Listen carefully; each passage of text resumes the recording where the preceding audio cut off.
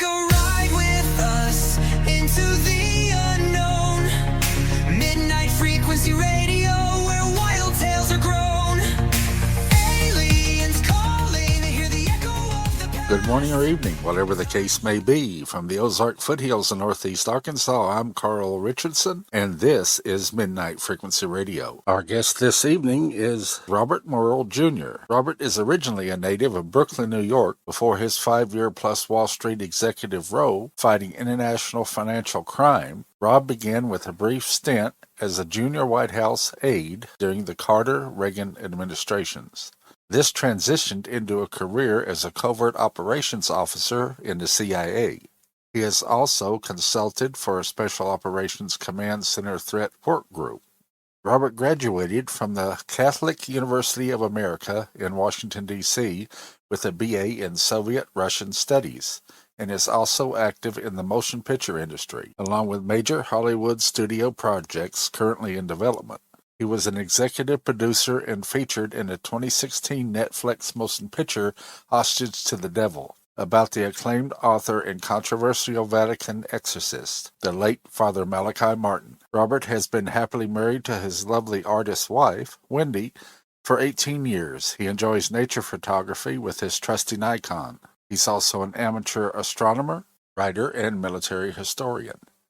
In his latest book, Robert Marro Jr. pulls back the veil on the life and the mysterious and controversial Reverend Dr. Malachi Martin. Over the course of their decade-long friendship, Martin revealed secretive details of the Vatican's efforts to combat Satanist Iron Curtain governments during the Cold War. Martin also revealed to Marro previously unknown details of the controversial Third Secret of Fatima, which to date has still not been fully disclosed, despite Vatican protestations to the contrary. Robert also sets the record straight on Martin's status as an ex-Jesuit priest and alleged womanizer. Martin was not only a renowned exorcist who literally fought the demons of hell, he was a Dead Sea Scrolls archaeologist, Cold War Vatican spy, and advisor to 3 popes. In the book Malachi Martin, Marro pulls back the curtain on the only priest who could legitimately be called the Indiana Jones of the Catholic Church. Rob, welcome to Midnight Frequency Radio. Good evening, Carl. Thank you very much for having me. I hope I got your length of marriage right, because this was done last year. Well, I'm creeping up on 20 years this summer, but I won't tell. All right. How did you first meet Dr. Martin? I first met Malachi back in early 1990 because at the time I was stationed for the agency in New York City, and I would go to church at the old Church of St. Agnes on East 43rd Street. For anyone who knows, that's the church that Archbishop Fulton Sheen would preach at.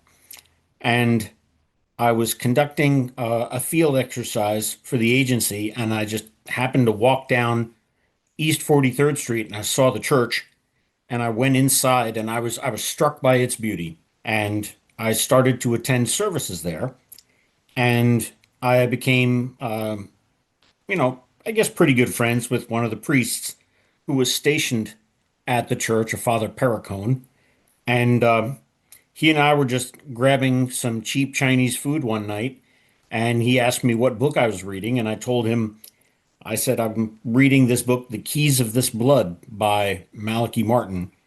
And Father Paracone brightened up and he said, Rob, I know Malachi. Would you like to have dinner with him some night? And I did my level best not to leap out of the chair. And, but instead I said, oh, very much so. So 2 weeks later, myself, Father Paracone, 4 or 5 seminarians, and Malachi were sitting down to dinner at an Italian restaurant in New York City. Did you attend any of his exorcisms when he was doing it, or was that something he preferred to do with just a select few? That's something he did with select few people. There was one exorcism that I accompanied him with that I'm not at liberty to talk about because it involved the United States government. I just I can't talk about that one. But as for the rest of them, instead of assisting him, you know, he had a team of other people, police officers, firefighters, what you would call salt of the earth Catholics, and they would accompany him and be his assistants in exorcisms. There were times when, he would have to require the services of three or four burly people to help him restrain the person who was afflicted. What he would do with me was he would let me know if he was going to be involved in a particularly intensive exorcism, and I would just when I knew he would be at the exorcism, I would go to a church and I would just say the rosary for the safety of all involved. What motivated you to write this latest book, Malachi Martin, in the In the shadows of shadows of the the, Vatican, yes, sir, in the uh, shadows of the Vatican? well, I felt a responsibility because, with the exception of one or two clerics who had somewhat of a relationship with him, I'm really the last person alive who was very good personal friends with Malachi Martin and knew Malachi on a day-to-day basis for the better part of the last 10 years of his life. And I realized that I experienced so much knowing him, getting to know him, getting to know the traditional Roman Catholic faith through Malachi Martin, that I sort of had an obligation to tell my story, what I knew of him as a man and a priest, because I realized that when I go to my eternal reward, had I not said anything about him in a book or memoir, then all of that information, those insights about him as a man and as a priest, they'd all be lost forever. So I felt an obligation. How was Malachi as a person as opposed to the Catholic priest? Well, by the time I met him, first off, he was at the point in his life where I don't think you could separate the two, person and priest. Um, he was a very warm, congenial person. People were drawn to him, and he had a way with people. When he and I would go, I mean, one thing we used to do to kind of pass the time sometimes was I would walk around the Upper East Side of Manhattan with him as he ran errands to go to, a stationery store, to pick up the dry cleaning, to pick up a couple of groceries at a grocery store. And I would just go with him. And so many people I would see interact with him every time he and I would go for, one of these jaunts around the Upper East Side. And they all knew him as Dr. Martin. And amazingly enough, he knew all their names. I was just amazed. I mean, a cab driver would go whizzing by on Lexington Avenue, and I'd hear the cabbie yell, "Hey, Dr. Martin, how you doing?" And Malachi would look up and he would go, "Pat, how's your wife?" As the cat, as the, and I was like, "You know him?" He's like, "Oh yeah, that's Pat. Him and his wife have four kids and they live up in the Bronx." I'm like, "You didn't even get the glimpse, you didn't even see his face." He said, "I didn't have to." He said that was Pat. And it was that way with firemen, policemen, you know, uh, storekeepers, people who knew him, stopped him on the street to say hello. There was a very warm, genial quality to him that was extremely endearing, and I have to think drew people to him as a person, as a spiritual director, and as a priest. I understand he had a interesting sense of humor. Oh, he did. He did. He had a very good sense of humor.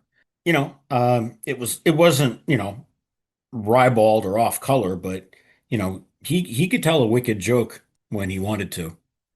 He was always very good at you know what they mean by reading the room? He was very good at reading the room. but not in a manipulative way. It was more like he was very good at reading the room to understand the people who were there.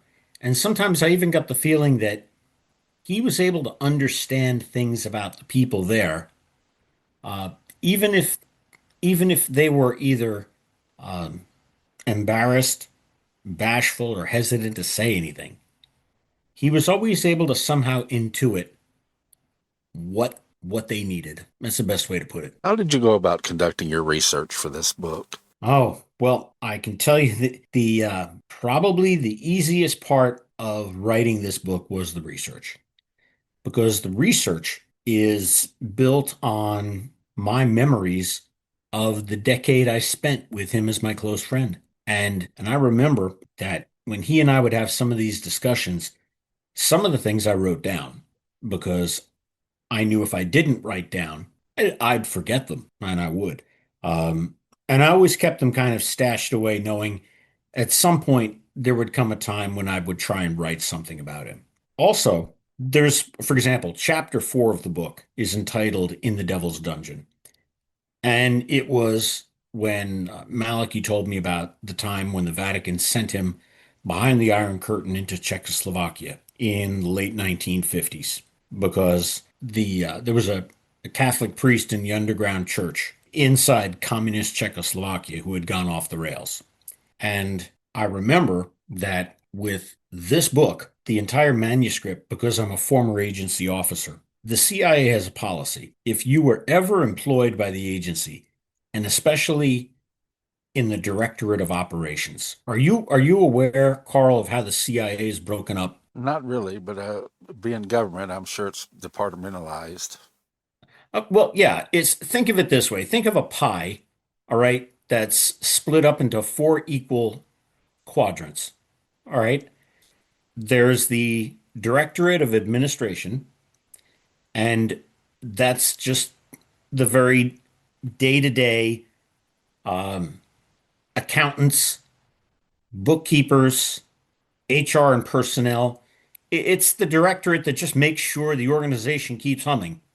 They make sure that people get paid on time and that, the janitors have enough cleaning fluid to make sure that the sub basement is cleaned on a regular basis.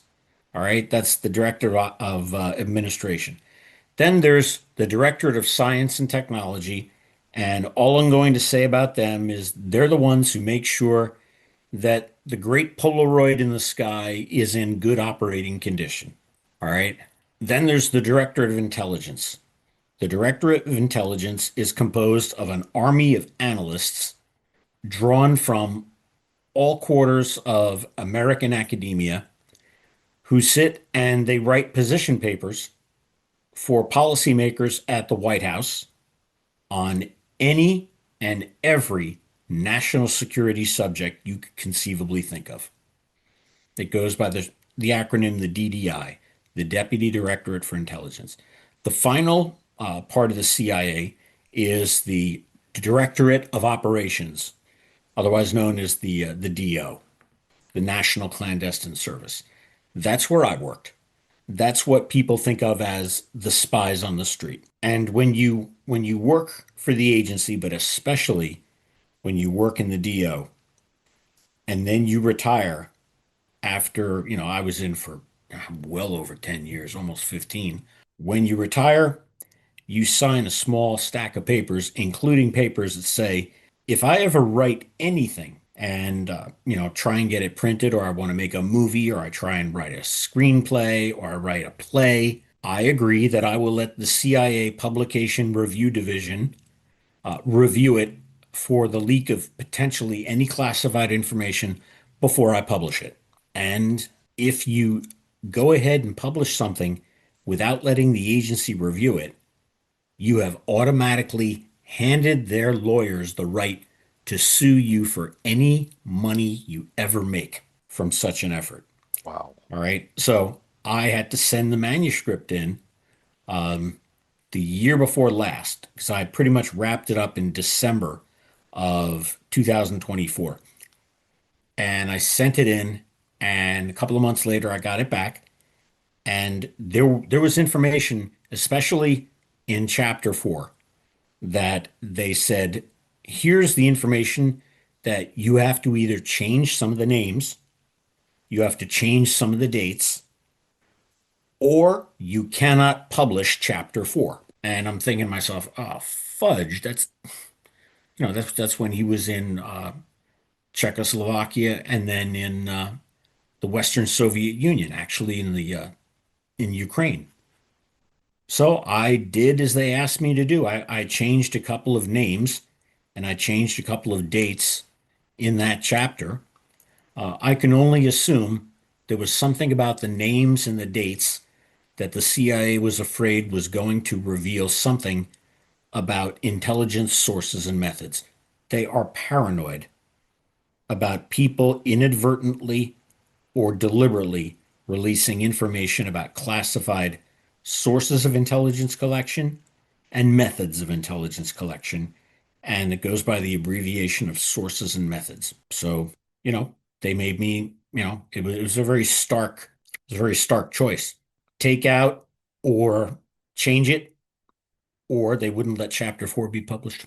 So Well, it is what it is. since you brought up the CIA, Malcolm, one of our listeners, has asked if there were rumors that Father Martin may have had intelligence connections, possibly even with the CIA. From what you know, is there any credibility based on those claims? Well, I can say I can say for a fact that Father Martin was not in any way officially connected with the Central Intelligence Agency.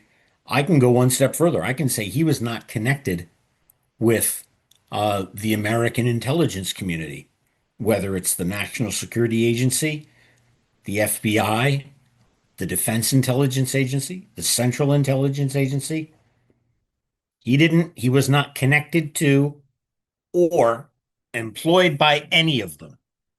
That does not mean he didn't cooperate with them. When back in 1995, when Pope John Paul II visited the United States, he actually helped me put together some of the counterterrorism planning in the northeastern part of the United States for the Holy Father because the Secret Service was having some trouble with the Archdiocese of Newark, New Jersey, and they were becoming rather exasperated about it, and they came to me and they said, you know, because I was the CIA liaison for counterterrorism to the Secret Service, and they asked me, they said, look, this Archbishop McCarrick, who was later defrocked because of his, let's just say, wicked activities. They said, Archbishop McCarrick, he's just frustrating us at every turn. What do we do? And I said, let me see what I can do. I called up Malachi and he said, have have the Secret Service special agent in charge responsible meet you and me for lunch the day after tomorrow on the Upper East Side of Manhattan. And we did. We sat down, and the Secret Service agent told him, he said, "Look, not for nothing, but we're working at cross purposes with regard to this Archbishop McCarrick over in Newark. He's driving us nuts because he was introducing elements into the Pope's itinerary and visit and disclosing information that was compromising the Holy Father's security." So Malachi said, let me see what I can do. Meet me back here next Tuesday at 1 o'clock for lunch, and I'll let you know what I've found out. And what Malachi did was he contacted Vatican security in Rome, and he was able to completely cut out Archbishop McCarrick and his functionaries out of not the Pope's visit, because the Pope had to meet with Archbishop McCarrick when he came to the city, but as far as meaningful elements of the planning for the visit, from that moment on, the Archbishop was cut out. So, Malachi had connections within the Vatican. Also, personally for me back in 1995. In June of 95, I went to Italy and I told Malachi that, a friend of mine had done a beautiful painting of the Virgin Mary, and I wanted to present it to the Holy Father. And Malachi arranged it so that when I went to Rome in late June, I was able to attend a semi-private audience with the Pope and present him with this artwork. And I did. I've got the pictures to prove it. It's in the book. Um, there's no way I would have gotten that kind of access to meet the Holy Father if Malachi hadn't arranged it for me. Do you discuss in the book, it seems like Father Martin often spoke about the Third Secret of Fatima in a way that suggested that he knew more than was actually released by the Vatican in 2000. In your conversations with him, did he ever explicitly reveal what he believed? Well, And I'm sure you can't reveal it, but no, well, no, first off, I'd be lying if I said I knew it. yeah. All right. Because when it was supposed to be revealed in 1960, the Virgin in 1917 told the children, the Virgin told the children that the secret is to be revealed by the Holy Father in 1960 and published for the world to read. And the Pope of 1960 was John the 23rd. He took one look at the secret and he said, "This does not refer to our time and it does not refer to my pontificate." And he declined to publish the secret. Now, I I remember the times when Malachi and I would discuss this, and I would say, you know, Mal, not for nothing, but if the Mother of God told me to do something and I decided I knew better than her and decided not to do it, and I had the kind of friendship with Malachi where we could be very direct with each other. All right. So I don't think I'll scandalize anyone in your audience when I say this. But I said, Malachi, even though it was the Pope, all right, how in the world could he give the finger to the Mother of God and think that he knew better than her? I mean, seriously. And, Malachi would roar with laughter when I would say things, put them like that. And he said that, um, Cardinal Roncalli, John the 23rd, he says he was getting ready to do the planning for his Second Vatican Council, and it was going to be a great ecumenical council, and he wanted representatives there from the Protestant churches, other faiths, the Eastern Orthodox churches, the Russian Orthodox Church, and the KGB of Nikita Khrushchev said, "Fine, if you want some of our representatives at your Vatican Council, we can arrange that. We just want something in return." And the Vatican said, "What's that?" And the Soviets said, "Well, we know that you're probably, when you have this council, you're probably going to condemn the Soviet Marxist-Leninist party state. And if you do that, we can't allow any of our clergy to attend your Vatican Council. So if you, in your council and your conciliar documents, drop any mention of condemning Soviet communism or Marxism, then we'll let two of our clergymen attend your Vatican Council." And they knew, Malachi said that if they published the third message of Fatima and consecrated Russia, that not only would the Soviets have not sent any Russian Orthodox church representatives to the council, but that the Soviets and Nikita Khrushchev would have taken that act, the consecration of the Soviet Union and Russia to the Immaculate Heart of Mary, and the publication of what was in the Third Secret, they would have taken that as an open declaration of war on Soviet Russia by the Roman Catholic Church. And they were afraid. The people in the Vatican were afraid that it would involve a great worldwide persecution of the church wherever the church was oppressed by a communist government. Now, but Malachi told me, he said that for them to cower and shirk away from their duty as men of faith. He said, the argument was made to them, if the Virgin Mary told you to do this, all right, it's because her son has a plan. That the Lord Jesus is not going to irresponsibly tell you to undertake some great act on the part of the Pope and all the bishops of the Church of the world at one time that would leave open millions upon millions of innocent believers to be slaughtered through no fault of their own by communist authorities.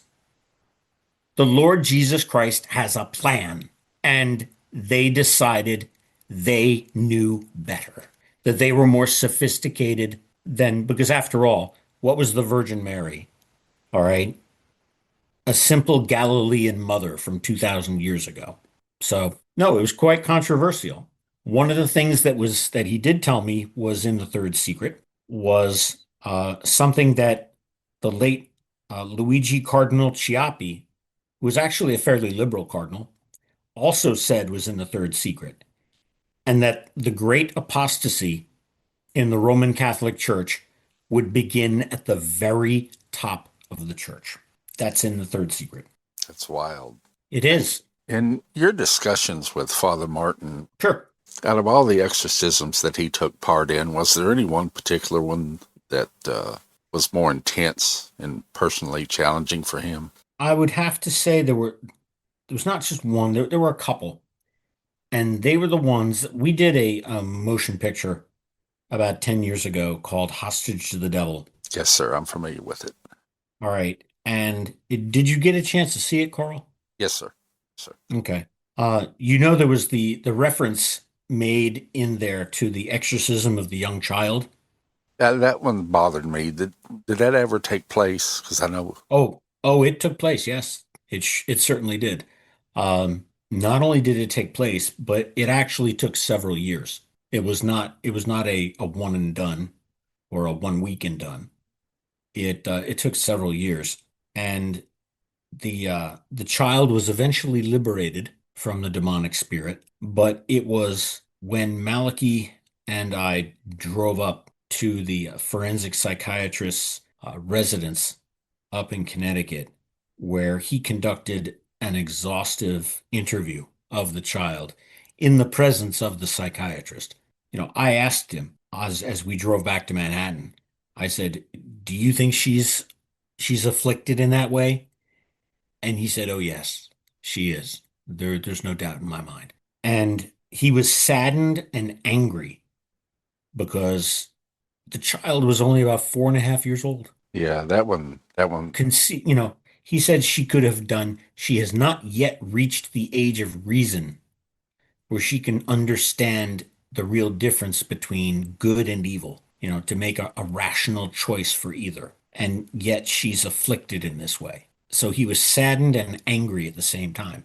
And he said that was one of the things that, really, really disconcerted him very much, because he said that there were, and it was permitted by the will of God.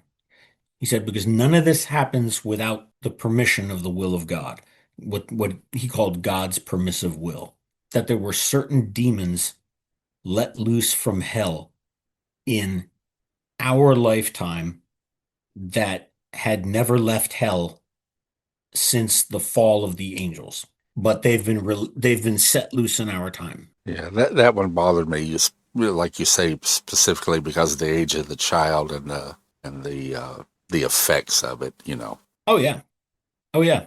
I mean, I drove him up there, and I was supposed to get there an hour early, drop him off, and then, head off to a diner with a book. And it turns out that, we got there just as soon as the family did, and that was not supposed to happen. And this child, she had a preternatural sensibility about her. She walked right up to Father Malachi, and you know, she spoke to him like she was an adult. Yeah. Creepy. And then several hours later, when I went back to pick him up to drive him back to Manhattan, he went over to the family's SUV, and she put the window down where she was seated in a child's seat in the back seat, and she put the window down, and I remember she blew him a very lascivious kiss, like a prostitute might blow to a John, and it was just extremely disturbing, extremely disturbing. That whole situation to me was disturbing. But I'm glad, she was liberated.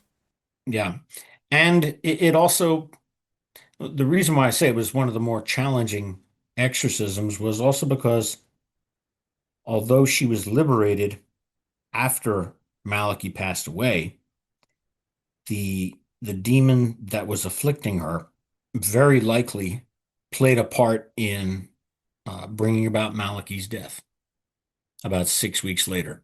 Yeah, I was curious of that myself. Um, He and I were supposed to go to dinner for our respective birthdays. Our birthdays were only separated from each other, all right, by 2 days, July 23rd, July 25th. All right. So instead of like exchanging gifts or anything like that, they're there's the kind of people that you just becomes either friends or family, but you become so close with them that you really don't exchange gifts, that just sitting down for a good meal is good enough. And that's what we would do. And he called me up because he said he was going to give me a call to confirm that we'd be able to get together for our birthday dinner. And he said, I'm not going to be able to make it for dinner. His voice sounded strained. And I said, why not? I said, is everything okay? He said, well, I've taken a bit of a tumble. It seems that old Scratch was not very happy when we went up to Connecticut last month. And then I heard a commotion behind him, and he said, the people from the ambulance are here. I've got to go. And those were the last words he ever said to me, was because he he slipped into a coma in the hospital, and I never exchanged another word with him again he was prior on to his a death. he was on a step stool or something, wasn't he? And Yeah, pushed. he was on a step stool, and he was reaching for a book. He lived in a small, a very tiny studio apartment within the much larger, I would dare say, palatial apartment at was it 611 East 63rd Street, and it was owned by the Lavanos family, wealthy Greek shipping family. And he was like one of the family, like the live-in priest slash grandfather. And he had a very tiny studio apartment within their overall suite of apartments. And he was reaching for a book up on a shelf, and he told me that one of his feet was shoved out from underneath him, and he fell and he struck his head on the corner of his oak desk, and that led to a traumatic brain bleed. That's really sad. It is. It is. It's tough to believe that this coming summer he'll be gone 27 years. Because if I think about it, it's like it happened just yesterday. You were close, and I'm sure it affected you greatly also. Well, I'll tell you, he and I, we'd get together for lunch or dinner a lot, we didn't always go to, elegant restaurants. I mean, he loved the Isle of Capri, right on Third Avenue in Manhattan. I think it's Third Avenue and 61st Street. Um, I mean, and the family there loved him. It was a very expensive, very elegant Italian restaurant. He was just as happy sitting down in a greasy spoon diner for a plate of eggs or a burger. One time, he and I were having lunch in one such diner around the corner from him on Lexington Avenue. And one of the young waitresses who worked there, they knew him as Dr. Martin. And he and I were having lunch, and she said, "Dr. Martin, is Robert, is he your son?" And he gave a chuckle, and he said, "No, ma'am." He said, "But had I ever had a son, I'd like to think he would have been a lot like Robert." And and I just looked at him. I said, "Malachi, you keep this up. I've already got a healthy ego. You keep this up, my head won't fit out the door when we leave." He'd have to adopt you, huh? Bingo. So, because one thing I think I mentioned in the book somewhere that he was a combination for me. He was a combination surrogate grandfather, definitely best friend, and spiritual director all rolled up into one. Well, it sounds to me like I would have got along great with him too, because I'm not Oh, you would have. a high class restaurant type person. I'm a greasy Oh, you would spoon have. person. You would have.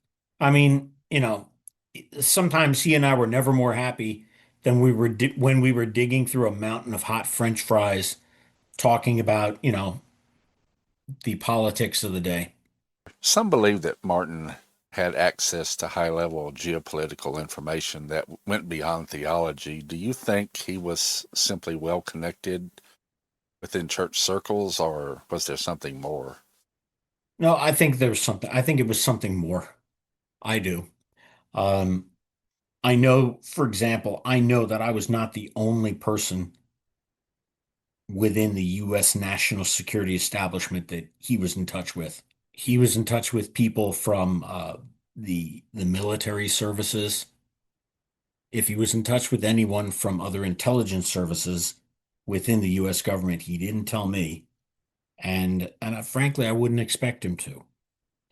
Um, I do know that he was part of an elite group in the Vatican that I believe at the time was reported in to the Pope. May have been through the Secretariat of State, but I'm not sure. But I know that Malachi was the head of Vatican intelligence for the United States. Ah. So, and in that role, he would have had access to quite a few interesting people. Going back to the question earlier from a listener, he has a second part. He says, did Father Martin ever address the intelligence rumors directly with you, either, to explain how they began, like the CIA connection? Yeah, I'm not being obtuse. Um, how the rumors of his connections with the CIA or any other intelligence service, how that began? Yes. Okay, I think I can answer that. He started off in the early 1940s as a Jesuit, and he was what's called a Jesuit scholastic, meaning he was involved in a program of study as a Jesuit. And this is the old Jesuits, not the light and the loafers crowd you have now. These were the old hardcore Jesuits, and they had to pick an area of study and they would excel in it. And he spoke and could read 12 different languages. That's a lot Gee. of different languages. Yeah, I do good just to read English. Well, I was going to say, I do good if I can remember what I had for dinner last night. Yeah, exactly. All right. But, but not Malachi. He just had that gift. He had that gift. And the Jesuits saw that and they trained him. He had three doctorates. He had a doctorate from I believe Oxford in London. He had a doctorate from the University of Louvain in Belgium, and he had a doctorate from Hebrew University in Jerusalem, and that one was in ancient Semitic languages, uh, spoken and written languages um, of the ancient Hebrews around the time of the prophet Abraham. And because he had to spend time in the Sinai Peninsula on his back deciphering cave scribblings that were written by these Hebrews. I mean, these would have been Hebrews who had been freed by the Pharaoh. The whole "let my people go" thing. Yes, sir. Um, they would have been freed by the Pharaoh, and in their wanderings through the Sinai Peninsula, they left scratchings and writings in caves and things like that. He was deciphering them and recording them. He was one of the first people to assist in the deciphering of the Dead Sea Scrolls when they were discovered in the late 1940s. He was a brilliant man. And, he became ordained a priest in 1954. He became disillusioned with the Jesuits over the course of the next 10 years because he saw that more and more they were embracing social Marxism and they were getting ready, as far as transcendent elements of faith go, they were getting ready to throw the baby out with the bathwater, so to speak. So he received from the Pope in 1964, he received what's called a rescript, which released him from several of his vows as a Jesuit priest. He was released from his vow of obedience so he could actually leave the Jesuit order. He was relieved of his vow of poverty so he could earn a living in the private sector in the West outside of Rome. And he was still bound to his vow of chastity as a Catholic priest. And he kept that vow until he died. He was never unfaithful to it, no matter what some of the yellow journalism of the time wanted to insinuate. Well, especially what that gentleman in Hostage to the Devil, I think he just had a bone to pick. Oh, he was bitter. But you know what? You know what they don't tell you, what we couldn't say in the documentary Hostage to the Devil, was that Robert Blair Kaiser in the 1960s, while he was a correspondent for Time magazine in Rome during the Vatican Council, he had a severe alcohol problem. He was an alcoholic.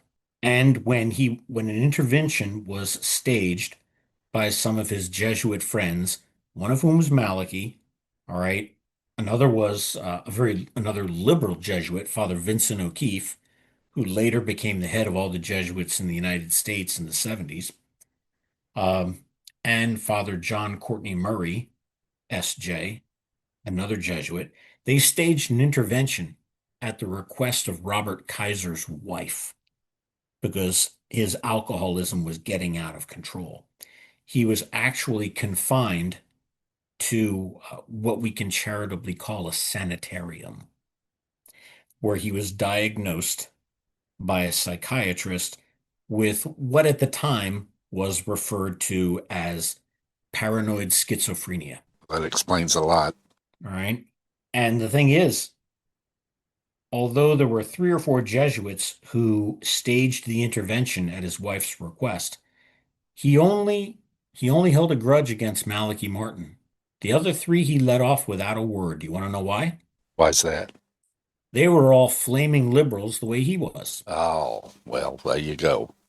And in his mind, if he said anything bad about them, he would have broken the cardinal rule of left-wing secular or religious politics, and that is, thou shalt not criticize a fellow liberal. But And it was open season on Malachi Martin. it still takes place today, too, doesn't it? Yes, it does. Do you Yes, have it any does. insights to Martin's influences within the Vatican and the broader Catholic Church? Oh, yeah, absolutely. Um, I don't know what your religious background is, Carl, but right now, there's a lot of people, especially in the wake of the past, oh, I guess it was the past 12 years of the pontificate of Pope Francis, a lot of people who were more traditionally oriented in terms of their Christian belief in the Catholic Church, they became concerned that Pope Francis, his pontificate was seriously going off the rails, and that's putting it mildly. And, you know, Malachi said that, one of the things that would end up saving the Catholic Church would be the traditional Latin Mass, what they call smells and bells Catholicism. Yes, But sir. it's much more than that. The traditional Latin Mass is a very vertical act of worshiping God. Because as Catholics, traditional Catholics believe that when a mass is said validly, that Christ is not crucified again, that's a heresy. What we believe is that the crucifixion of Jesus Christ, because he was true God and true man at the same time, that when he died on the cross, his redemptive sacrifice on the cross as God exists in eternity. Yes, it took place at a moment in time 2,000 years ago, but it lives on in eternity because Jesus is God. And we believe that when a valid Catholic Mass takes place, the priest, under the sign of bread and wine, makes that exact sacrifice present upon the altar in a bloodless manner. Jesus is not sacrificed again. The sacrifice from 2,000 years ago is mystically made present at the Catholic Mass. That all changed in 1970 with Pope Paul VI. And that led to priests taking it upon themselves to basically experiment with as many forms of the Mass as you can probably think of, and probably the least controversial of those were the often mocked guitar masses. Because now we have balloon masses, we have bongo masses, we have clown masses, we have giant puppet masses. Um, you know, every sort of liturgical abuse you can think of, we've got it somewhere. And, you know, Malachi just thought that this irreverence towards the central act of worship instituted by Christ at the Last Supper, that because it was denigrated to the nth degree in the 1970s, 80s, and 90s, that, it would have a profoundly negative spiritual effect on Western society. And a lot of people would make the argument he was right. I would be one of them. Yeah, I believe I would be too. Does your new book address the themes of secrecy and power within the Vatican? Um, yes, but only to the effect that I talk in chapter 4, and I don't want to um, describe chapter 4 too much for the benefit of any listeners who may not yet have read the book and may like to in the future. Yes, sir. It talks to how the Catholic Church deals with governments that are very repressive and hostile towards faith. And that chapter 4, it's called In the Devil's Dungeon. And it was one of the couple times where Malachi told me that he genuinely feared for his life, that he thought there was an actual chance he was going to die. And it is wrapped up in the premise of your question. I don't know if that answers it or not, but Yes, sir. Yeah, it does. Do you feel Dr. Martin's writings and perspectives resonate with today's religious and political culture? very much so. Very much so. The funny thing is, a lot of people, and I mean, Malachi, if you can hear me, I mean, disrespect. But a lot of people back in the 80s and 90s called him a wingnut, all right? And now they call him a prophet. Now they call him a prophet. They go back and they read the books he wrote between 1980 and 1997, and they sit back and they think, after they finish the book, they're like, my God, everything he wrote about has come to pass. Everything. And they're right. Everything he wrote about has come to pass. What role do you think Martin's background as a Jesuit priest play in shaping his views and his controversies? Well, I think it didn't so much affect his views and controversies, so in the sense of adding to, causing, or multiplying the effect of any of them. His being a Jesuit, he was a polyglot. All right. He knew so much about, he didn't just study theology. He studied, like I said, ancient languages. He studied astrophysics. He studied, applied psychology. He studied mathematics.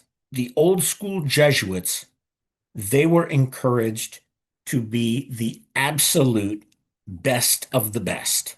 And there was not a field of endeavor that when a Jesuit decided to apply himself to, that he did not excel at. One example I can give is the celebrated mid 20th century poet, uh, early 20th century poet, Gerard Manley Hopkins. All right. A lot of people, they hear his name and they're like, oh, yes, insanely intellectual and beautiful poetry. But what they don't realize is Gerard Manley Hopkins was Gerard Manley Hopkins, S.J., a Jesuit priest. Are there any And his field of endeavor was in the field of the so-called Romance arts, including poetry.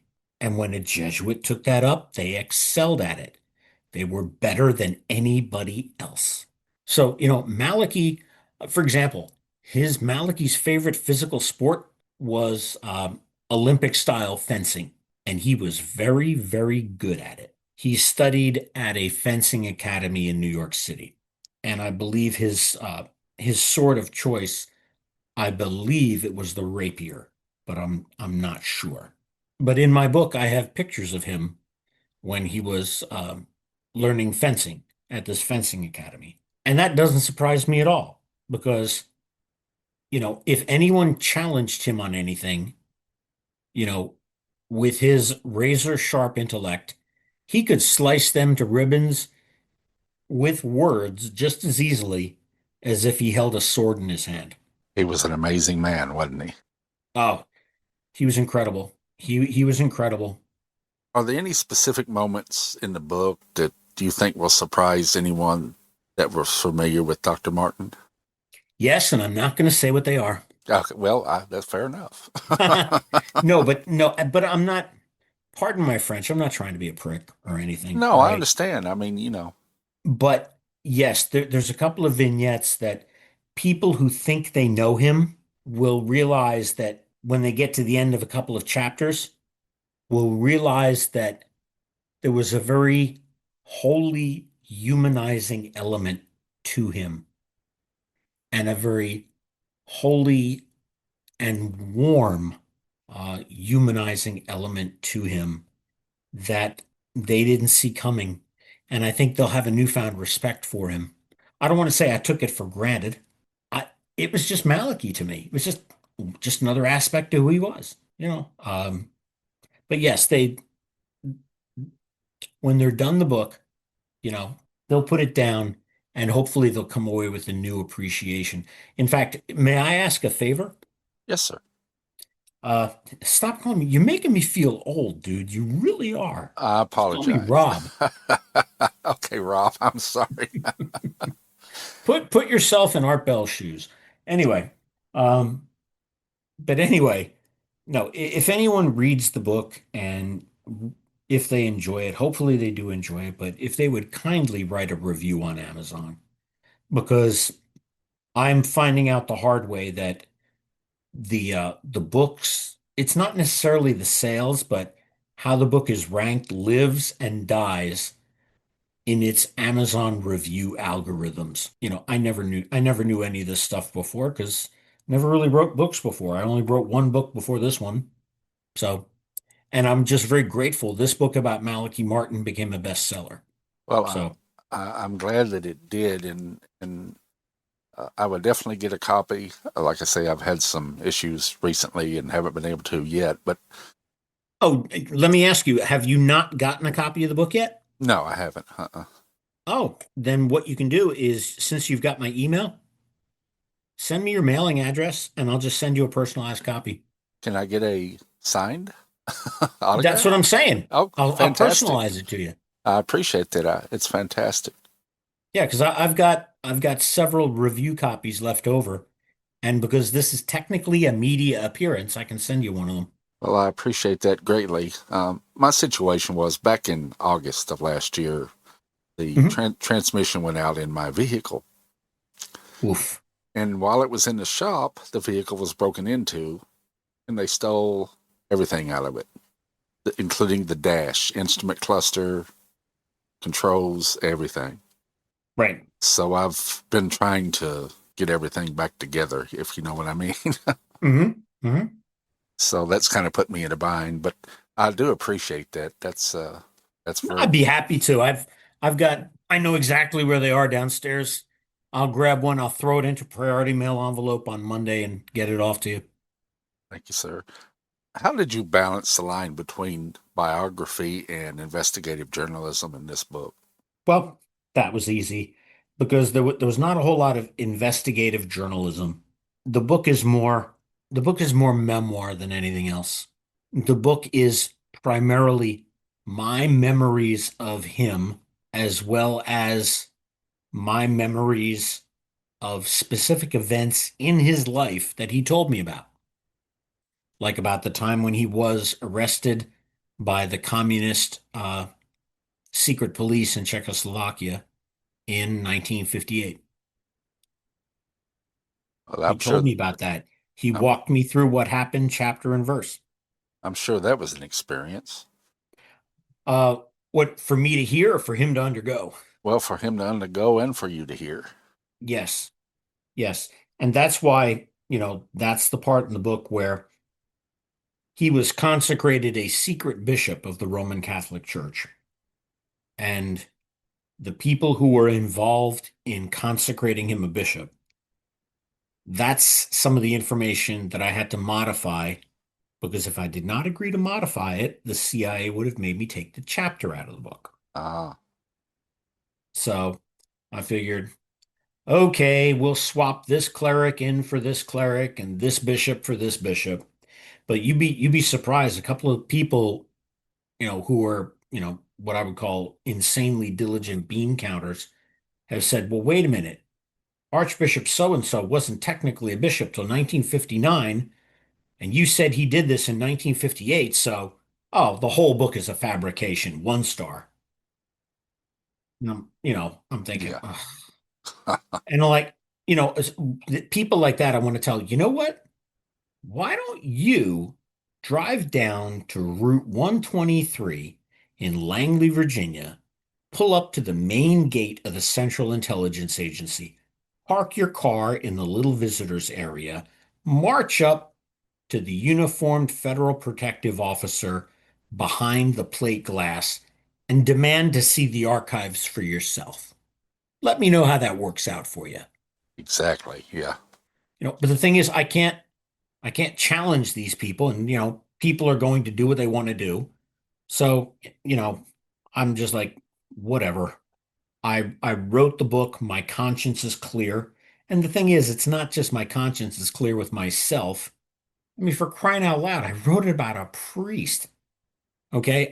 My conscience has to be clear before God as well, you know? Yes, sir. So, you know, I'm I've sorry. got I'm yes, Rob. no, no, no, come on. I'm from the South. You know, everything's yes, sir, and no, ma'am, and all that Nah, good no stuff. worries. Just as long as you don't say when I say something and you don't answer, well, Rob, bless your heart, because I know what that means. No, I don't use that one. Ah, so what else is on your mind? We're on a roll here, Carl. Go for it. Well, is there anything that you would like to let the audience know that's in this book? I know you don't want to go too in detail, or they wouldn't have to buy the book, but Mhm. other subjects you cover in the book that they would find interesting about Dr. Martin. Yes, he was very graced when he was a young child. He grew up in the very tiny Irish seaside town of Ballylongford, Ireland. And back in it was either the 1940s or the 1950s, there was a musical called Brigadoon that was made into a very famous movie um, about these contemporary, I think they were Americans who were on a visit to Scotland. And I forget the actual mechanics of the story, but they wandered through a fog in the forest or something. And they came upon village that only came into existence once every 300 years called Brigadoon. And it was a mythical place where, all of the best elements of, you know, uh, classic 17th century Scotland came into existence for one day. And these Americans fell in love with two girls who lived in the village. And they found that they couldn't pursue the love affair they had with them because the girls couldn't leave the village and the men couldn't stay. And it was an idyllic village that represented the best of anything anyone ever said about Scotland, right? And Malachi told me that's what growing up in Ballylongford was like. And he told me that when he would go to church on Sunday, and a lot of people think Malachi Martin was a dyed-in-the-wool Irishman. I'll let you in on a secret that's gonna maybe probably cause a couple of old ladies to spit up their tea. His father was an Englishman. His father was an Englishman from London, and he was an obstetrics and gynecology doctor, an OBGYN. Well, this is an interesting little factoid. All Christians believe that one of the things that baptism does is, every person who is born into this world is tainted by original sin. And one of the things baptism does is it removes the stain of original sin from the fall of Adam. Well, Malachi Martin's mother, she had a very difficult pregnancy, and she had a lot of trouble when time came to deliver the child. You got to remember, you know, she's married to an OBGYN, right? Yes. Well, Malachi was what they would call these days a breech birth. They were not sure that he was going to survive being born. So he was baptized, all right, by his father in utero, meaning while he was still within his mother's tummy, his father baptized the baby, thinking that the baby might be born dead. Well, the baby was delivered very much alive, but because the baby was baptized in utero, when he entered this world free of the stain of original sin. Whereas everybody else who is born and then, gets baptized in church with their uncles and godmothers and aunts and cousins and everything watching, so they can hear the baby scream. The baby is born, tainted by original sin, and then they go and, they have a big ring dang do at the church and there's baptism. Then the baby is part of the Christian family, right? But he entered the world as a baptized Christian already. And he told me that when he was a young boy, and when I say young, I mean like 5 years old, he would go to church on Sunday and the whole family would get dressed in their Sunday best and they would go to church. And there's a part of the Catholic Mass, and they still have it in the new Mass, but it was much more dignified in the old Latin rite, where the priest, when he would hold up the consecrated host right before communion, he would say in Latin, "Behold the Lamb of God who takes away the sins of the world," or in Latin, "Ecce agnus Dei qui tollit peccata mundi." Behold the Lamb of God who takes away the sins of the world. And the people in the congregation, they respond with the prayer of the Roman centurion from the gospel. Do you remember what the Roman centurion told Jesus when the Roman centurion told our Lord? He said, "My servant is dying. I would like you, to cure my servant." And Jesus, knowing that this man was a pagan Roman, turned to his disciples and said, "I have not yet found such strong faith among the children of Israel." And then he turned back to the centurion and said, "Take me to your house, to your servant." And the centurion said, Lord, it's not necessary that you come to my house to cure my servant. All you have to do is say the word, and my servant will be healed. And that has made its way through the past 2,000 years in the Catholic Mass when the priest says, "Behold the Lamb of God who takes away the sin of the world." And the people respond with, "Lord, I am not worthy to receive you, but only say the word, and I shall be healed." Well, Malachi told me that when he was a young boy, as a little child, the priest at that moment would hold the consecrated host up to show it to the congregation above the chalice. And he said, every time the priest did that, the host, the consecrated host, would be surrounded by a very soft, luminous golden glow. And he just thought, the way little children do, oh, that's the Jesus that mommy and daddy are always telling me about. And I asked Malachi, I said, well, you never told anybody about this? And he looked at me and he said, no. And I said, why? Why didn't you tell anyone about this? And he said, Rob, you have to remember, I was only 5. I thought everybody saw that. It wasn't anything out of the ordinary for me. I just naturally assumed that what I was seeing, everybody else was seeing too. And it was just him. And it was just That's him. the book has been a bestseller, but how's the reception been so far from both religious audiences and circular readers? Well, I think so far it's up around 140, 150 reviews on Amazon. And you're correct that it's been a bestseller. Very, very gratified about that. I'm sure my publisher is gratified about that. Um, and out of 140 reviews, out of 5 possible stars, it's wavered back and forth between 4.7 and 4.8 stars out of 5. That's nothing to complain about, is it? No, no, it's not. Like I said, there have been a couple of people who they've seen what they see as a couple of inaccuracies. They leap to the conclusion that it's fabricated information and they give it 1 star and say, nice collection of fairy tales you got here. Oh, geez. There's always one in the crowd, isn't it? Of course, of course. But you know what? You can't, you know, it's like I asked Malachi once when, you know, his one of his books was published and someone came out and absolutely ripped it to shreds. And they didn't really have anything substantive to rip it to shreds on. They were just, I don't know, maybe jealous that they couldn't write as well as he did.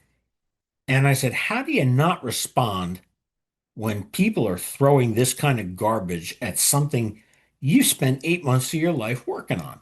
And he told me something that I now, as an author, have to kind of take to heart myself. He said, remember, when people reach down to throw mud at you, it's because mud is all they have. That's a perfect quote. It is. It is. It's a perfect quote, but you know what? It's right on target. It is, It's especially right in on target. this day and age. It's. Oh, of course. I'll tell you, I'll give you one more thing that's kind of surreal about having written a book about Malachi Martin, and it will give you a little bit of insight, all right, into his enduring popularity, not just of him as a priest and as a controversial priest, but as an author, as a Vatican and geopolitical expert. Within 1 month of me publishing my book about Malachi Martin, there appeared on Amazon at least 3 or 4 other books, which are still available. You can look them up. Just type in Malachi Martin on Amazon.com. And there appeared 3 or 4 other books that purport to tell the story of the real Malachi Martin. And what it's obvious these people have done is they went to like some AI program like Grok or something, and they whipped up an internet scrub of all basic information they could come up with about Malachi Martin. And then they, put it through an AI program to say, let's make this as sexy, lurid, and controversial as possible. And they threw it up on Amazon. I mean, there's books that purport to be about Malachi Martin now on Amazon, in which the priest on the front cover is not even Malachi Martin. Probably an AI rendition of who knows who.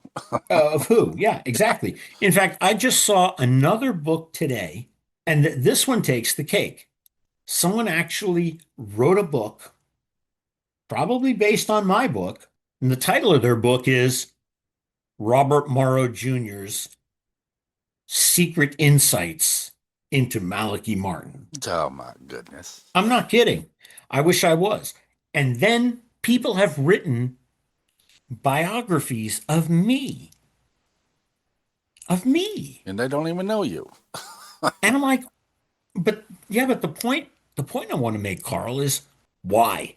Why? Why did you feel the need to write a biography of me?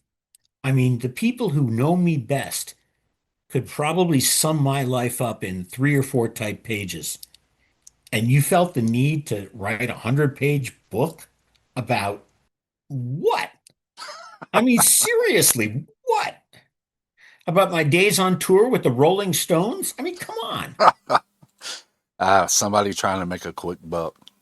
I know, but you know what it is? It's just surreal because, you go onto Amazon.com and you look at this and you realize someone actually went to the effort of writing a book about me.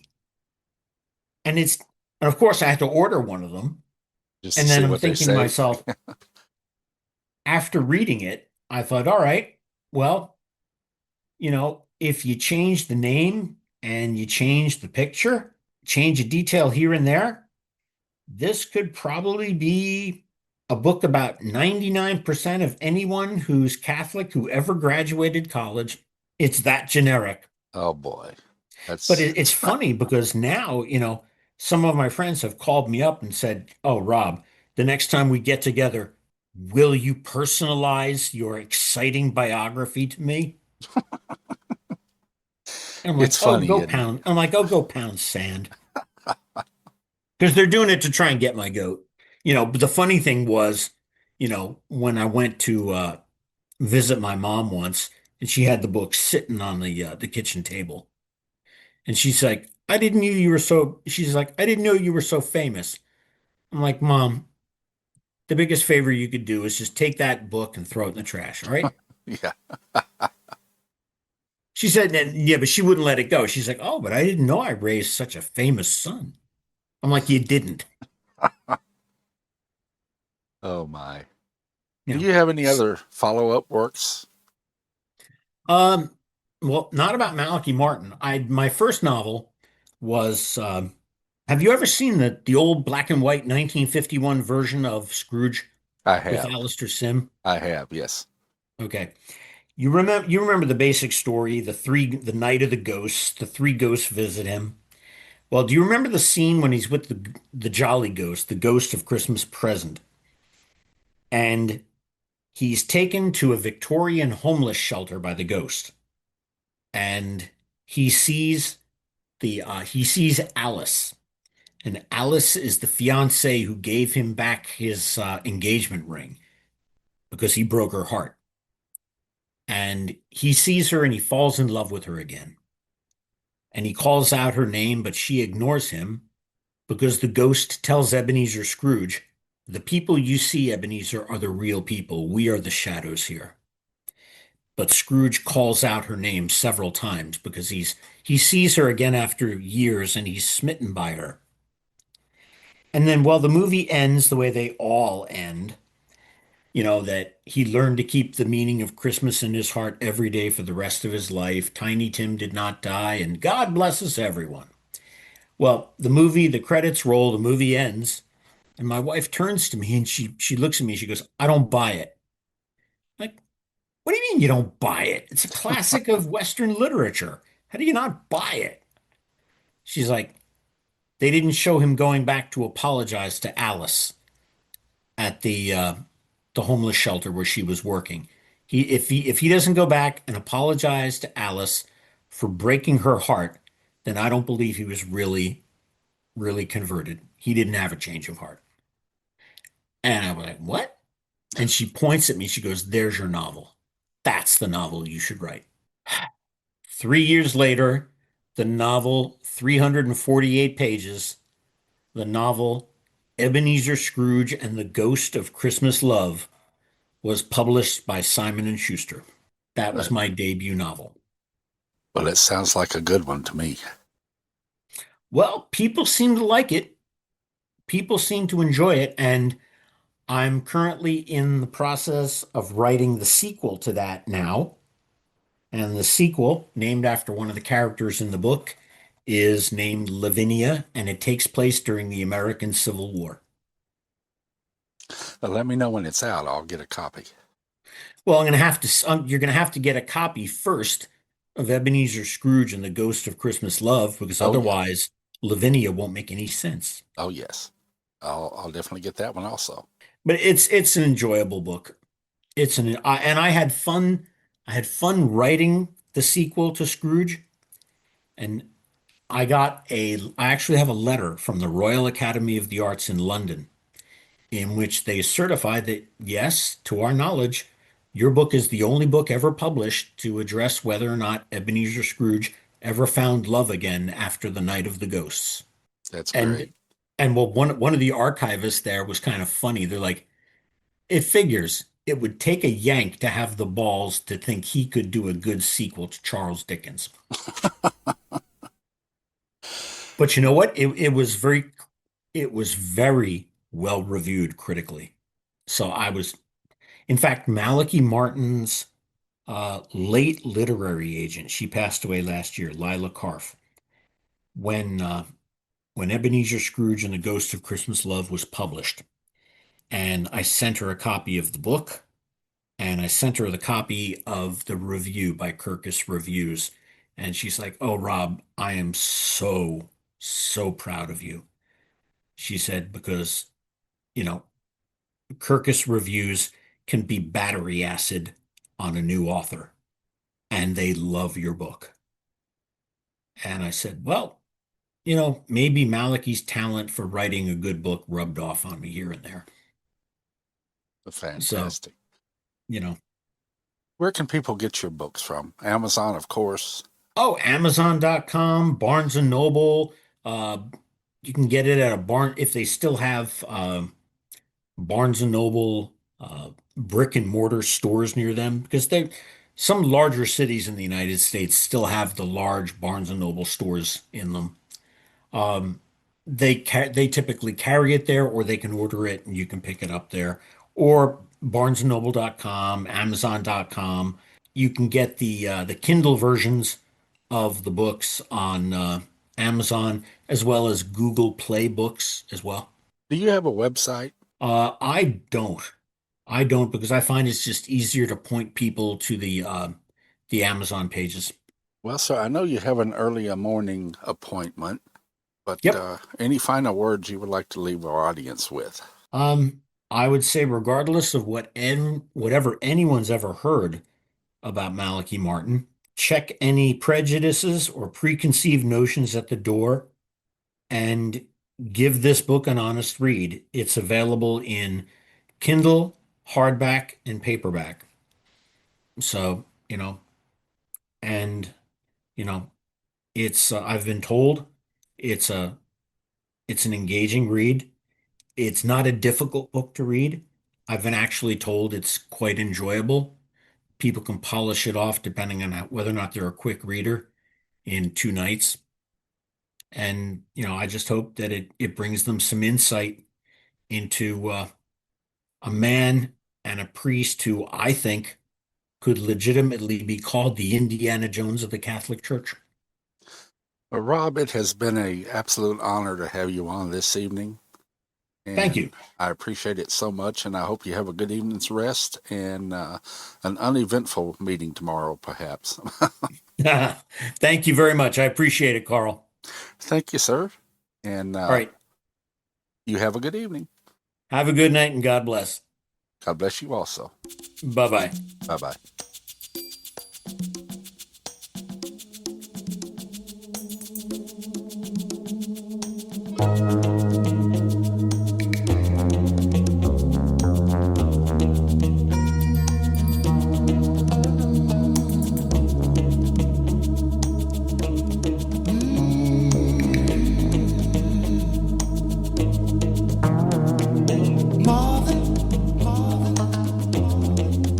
He was a friend of mine, and he could sing a song.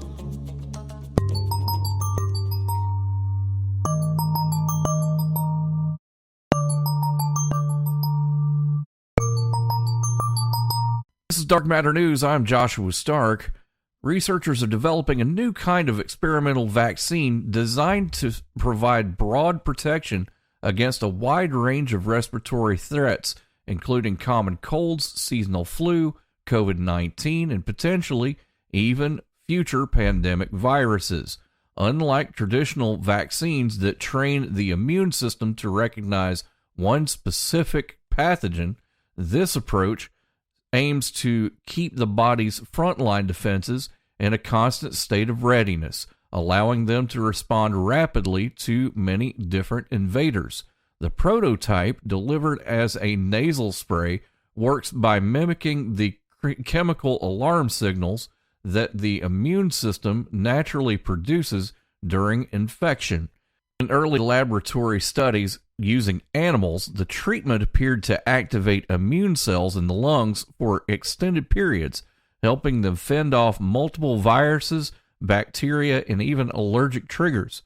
Scientists observed that this always-on immune alert system allowed the body to react faster and more broadly than it would after a conventional pathogen-specific shot. The concept represents a significant shift in vaccine design. Current vaccines typically target precise features of a virus, which means they can lose effectiveness as those viruses mutate over time. By focusing instead on strengthening the general readiness of immune defenses, the new strategy could potentially eliminate the need for frequent updates and annual booster campaigns. Catch up with us at darkmatternews.com. Looking for a portable radio that has slip into your pocket? Take a look at the CC Pocket AM/FM Nowhere Weather Radio plus alert with clock and sleep timer. We combine ease of use, very good reception, and sharp, well-defined audio together in this little jewel of a radio. You can listen on the built-in speaker or the included high-quality original CC Bud earphones tuned for superior voice quality and music. It has 5 one-touch memories, R-type buttons for each band, and stands upright when needed. To get your CC Pocket Radio, you can call 1-800-522-8863 or visit us on the web at ccrane.com. Once again, that's CCRANE.com. The first trailer for Toy Story 5 brings the beloved toy crew back while introducing a modern conflict: technology competing with traditional play. This preview shows Woody, Buzz Lightyear, and their friends facing a new challenge as their child owner becomes absorbed by a high-tech tablet, leaving the toys struggling to stay relevant in a screen-dominated world. The footage leans heavily into nostalgia, reuniting classic characters and highlighting the emotional bond between Woody and Buzz Lightyear after their separation in the previous film. At the same time, the story introduces new gadget-inspired toys, underscoring the theme of old-school imagination versus digital entertainment. The sequel aims to blend humor and heart with a timely look at how childhood play is evolving, while reassuring fans that the franchise's core message is still there. This is Dark Matter News. The pronghorn, North America's fastest land mammal, is an evolutionary paradox. It can sprint close to 60 miles per hour and, more importantly, maintain high speeds over long distances, far beyond what modern predators like wolves or coyotes can match. Scientists have long wondered why the animal evolved such extreme endurance when nothing alive today can truly chase it down. The answer appears rooted in the lost world. During the Ice Age, pronghorn ancestors shared the plains with a formidable lineup of predators, including American cheetahs, saber-toothed cats, and dire wolves. These hunters likely created intense selective pressure, favoring individuals that could not just run fast, but keep running until their pursuers gave up. Even after these predators vanished after around 12,000 years ago, the pronghorn maintained the speed that once meant survival. But newer fossil research suggests the story is even older. Evidence indicates that pronghorn running adaptations began evolving millions of years before cheetah-like predators appeared in North America. That points to another key factor, the spread of open grasslands. As forests gave way to wide exposed terrain, animals that could travel quickly across long distances gained an advantage in finding food, mates, and safe habitat. A neat legacy that continues to define life. That's it for Dark Matter News. Catch up with us on the Midnight Frequency Facebook page. From Memphis, Tennessee, I'm Joshua Stark.